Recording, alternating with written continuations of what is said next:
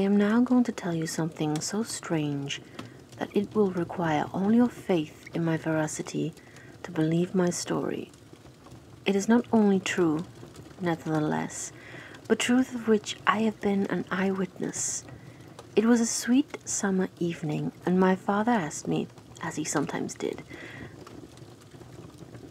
to take a little ramble with him along the beautiful forest vista, as I have mentioned as lying in front of the castle. General Spielsdorf cannot come to us so soon as I had hoped, said my father, as we pursued our walk. He was to have paid us a visit of some weeks, and we had expected his arrival next day. He was to have brought with him a young lady, his niece and ward, Mademoiselle Rheinfeld, whom I had never seen, but whom I had heard described as a very charming girl, and in whose society I had promised myself many happy days. I was more disappointed than a young lady living in a town or a bustling neighborhood can possibly imagine. This is, and the new acquaintance it had promised had furnished my daydream for many weeks. "And how soon does he come?" I asked. "Not till autumn, not for 2 months, I dare say," he answered. "And I am very glad now, dear, that you never knew Mademoiselle Rheinfeld." "And why?" I asked, both mortified and curious. "Because the poor young lady is dead," he replied. "I quite forgot I had not told you, but you were not in the room when I received the General's letter this evening." I was very much shocked. General Spielsdorf had mentioned in his first letter, 6 or 7 weeks before, that she was not so well, and he would wish her. But there was nothing to suggest the remotest suspicion of danger. "Here is the General's letter," he said, handing it to me. "I am afraid he is in great affliction. The letter appears to me to have been written very nearly in distraction." We sat down on a rude bench under a group of magnificent lime trees. The sun was setting with all its melancholy splendor behind the sylvan horizon, and the stream that flows beside our home and passes under the steep old bridge I have mentioned wound through many a group of noble trees almost at our feet, reflecting in its current the fading crimson of the sky. General Spielsdorf's letter was so extraordinary, so vehement, and in some places so self-contradictory, that I read it twice over, the second time aloud to my father, and still unable to account for it, except by supposing that grief had unsettled his mind. It said, "I have lost my darling daughter, for as such I loved her. During the last days of dear Bertha's illness, I was not able to write to you. Before then I had no idea of her danger. I have lost her, and now learn all too late she died in the peace of innocence, and in the glorious hope of a blessed futurity. The fiend who betrayed our infatuated hospitality has done it all. I thought I was receiving into my house innocence, gaiety, a charming champion for my lost Bertha. Heavens, what a fool I have been. I thank God my child died without a suspicion of the cause of her sufferings. She is gone without so much as conjecturing the nature of her illness, and the accursed passion of the agent of all this misery. I devote my remaining days to tracking and extinguishing a monster.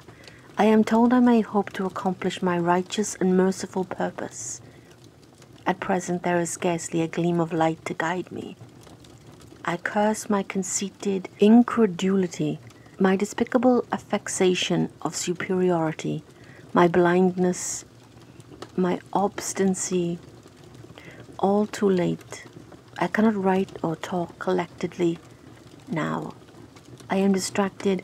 So soon as I shall have a little recovered, I mean to devote myself for a time to inquiry, which may possibly lead me as far as Vienna. Sometime in the autumn, 2 months hence, or earlier if I live, I will see you, that is, if you permit me. I will then tell you all that I scarce dare put upon paper now. Farewell. Pray for me, dear friend. In these terms ended this strange letter. Though I had never seen Bertha Reinfeldt, my eyes filled with tears at the sudden intelligence. I was startled, and was as profoundly disappointed. The sun had now set, and it was twilight by the time I had returned the General's letter to my father. It was a soft, clear evening, and we loitered speculating upon the possible meanings of the violent and incoherent sentences which I had just been reading. We had nearly a mile to walk before reaching the road that passes the castle in front, and by that time the moon was shining brightly. At the drawbridge we met Madame Perrodon and Mademoiselle de la Fontaine, who had come out without their bonnets to enjoy the exquisite moonlight. We heard their voices gabbling in animated dialogue as we approached. We joined them at the drawbridge and turned about to admire with them the beautiful scene. The glade through which we had just walked lay before us. At our left the narrow road wound away under clumps of lordly trees, and was lost to sight amid the thickening forest. At the right the same road crosses the steep and picturesque bridge, near which stands a ruined tower which once guarded that pass, and beyond the bridge an abrupt eminence rises, covered with trees, and showing in the shadows some grey ivy-clustered rocks. Over the sword and low grounds a thin film of mist was stealing like smoke, marking the distances with a transparent veil, and here and there we could see the river faintly flashing in the moonlight. No softer, sweeter scene could be imagined.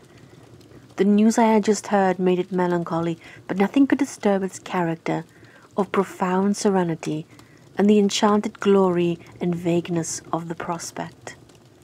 My father, who enjoyed the picturesque, and I stood looking in silence over the expanse beneath us.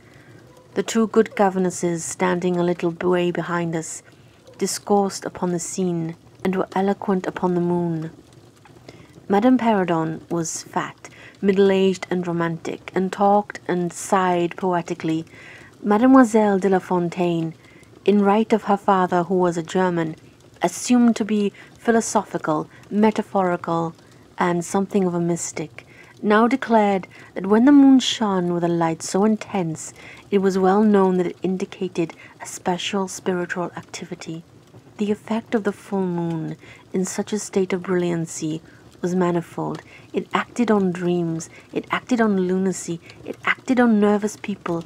It had marvelous physical influences connected with life.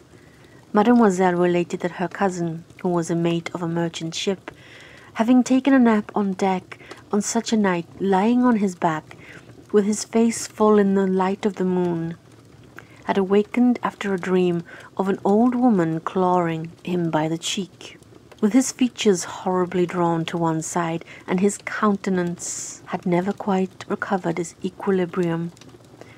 The moon this night, she said, is full of idyllic and magnetic influence, and see, when you look behind you at the front of the castle, how all its windows flash and twinkle with that silvery splendor, as if unseen hands had lightened up the rooms to receive fairy guests.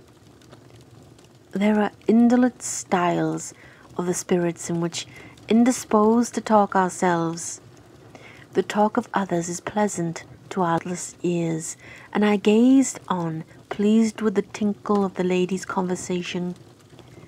"I have got into one of my moping moods tonight," father said, after a silence, and quoting Shakespeare, whom, by way of keeping up our English, he used to read aloud, he said, "In truth, I know not why I am so sad.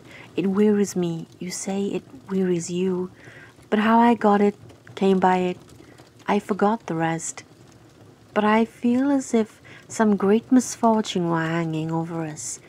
I suppose the poor General's afflicted letter has had something to do with it." At this moment, the unwonted sound of carriage wheels and many hoofs upon the road arrested our attention. They seemed to be approaching from the high ground, overlooking the bridge, and very soon the equipage emerged from that point. 2 horsemen first crossed the bridge, then came a carriage drawn by 4 horses, and 2 men rode behind. It seemed to be the travelling carriage of a person of rank, and we were all immediately absorbed in watching that very unusual spectacle. It became, in a few moments, greatly more interesting, for just as the carriage had passed the summit of the steep bridge, one of the leaders, taking fright, communicated his panic to the rest, and after a plunge or 2, the whole team broke into a wild gallop together, and dashing between the horsemen who rode in front, came thundering along the road towards us with the speed of a hurricane. The excitement of the scene was made more painful by the clear, long-drawn screams of a female voice from the carriage window. We all advanced in curiosity and horror, me rather in silence, the rest with curious ejaculations of terror. Our suspense did not last long. Just before you reach the castle drawbridge, on the route they were coming, there stands by the roadside a magnificent lime tree. On the other stands an ancient stone cross, at sight of which the horses, now going at a pace that was perfectly frightful, served so as to bring the wheel over the projecting roots of the tree. I knew what was coming. I covered my eyes, unable to see it out, and turned my head away. At the same moment I heard a cry from my lady friends, who had gone on a little. Curiosity opened my eyes, and I saw a scene of utter confusion. 2 of the horses were on the ground, the carriage lay upon its side, with 2 wheels in the air. The men were busy removing the traces, and a lady with a commanding air and figure had got out, and stood with clasped hands, raising the handkerchief that was in them every now and then to her eyes. Through the carriage door was now lifted a young lady, who appeared to be lifeless. My dear old father was already beside the elder lady, with his hat in his hand, evidently tendering his aid and the resources of this castle. The lady did not appear to hear him, or to have eyes for anything but the slender girl who had been placed against the slope of the bank. I approached the young lady, who silently stunned, but she was certainly not dead. My father, who piqued himself on being something of a physician, had just had his fingers on her wrist, and assured the lady, who declared herself her mother, that her pulse, though faint and irregular, was undoubtedly still distinguishable. The lady clasped her hands and looked upwards, as if in a momentary transport of gratitude, but ultimately she broke out again in that theatrical way which is, I believe, natural to some people. She was what is called a fine-looking woman for her time of life, and must have been handsome. She was tall but not thin, and dressed in black velvet, and looked rather pale, but with a proud and commanding countenance, though not agitated strangely. "Who was ever being so born to calamity?" I heard her say, with clasped hands, as I came up. "Here I am, on a journey of life and death, in prosecuting which to lose an hour is possibly to lose all. My child would not have recovered sufficiently to resume her route, for who can say how long? I must leave her. I cannot, dare not, delay." "How far on, sir? Can you tell is the nearest village? I must leave her there, and shall not see my darling, or ever hear of her till my return, 3 months hence." I plucked my father by the coat, and whispered earnestly in his ear, "Oh, Papa, pray ask her to let her stay with us. It would be so delightful, do pray. If Madam will entrust her child to the care of my daughter, and of her good governess, Madame Paradon, and permit her to remain as our guest under my charge until her return, it will confer a distinction and an obligation upon us, and we shall treat her with all the care and devotion which so sacred a trust deserves." "I cannot do that, sir. It would be to task your kindness and chivalry too cruelly," said the lady distractedly. "It would, on the contrary, be to confer on us a very great kindness at the moment, when we most need it. My daughter has just been disappointed by a cruel misfortune. In a visit from which she had long anticipated a great deal of happiness. If you confide this young lady to our care, it will be her best consolation. The nearest village on your route is distant, and affords no such inn as you could think of placing your daughter at. You cannot allow her to continue her journey for any considerable distance without danger. If, as you say, you cannot suspend your journey, you must part with her tonight, and nowhere could you do so with more honest assurances of care and tenderness than here." There was something in the lady's air and appearance so distinguished and even imposing, and her manner so engaging, as to impress one quite apart from the dignity of her equipage, with a conviction that she was a person of consequence. By this time the carriage was replaced in its upright position, and the horses quite tractable in the traces again. The lady threw on her daughter a glance which I fancied was not quite so affectionate as one might have anticipated from the beginning of the scene. Then she beckoned slightly to my father, and withdrew 2 or 3 steps with him out of hearing, and talked to him with a fixed and stern countenance, not at all like that with which she had hitherto spoken. I was filled with wonder that my father did not seem to perceive the change, and also unspeakably curious to learn what it could be that she was speaking, almost in his ear, with so much earnestness and rapidity. 2 or 3 minutes at most, I think, she remained thus employed.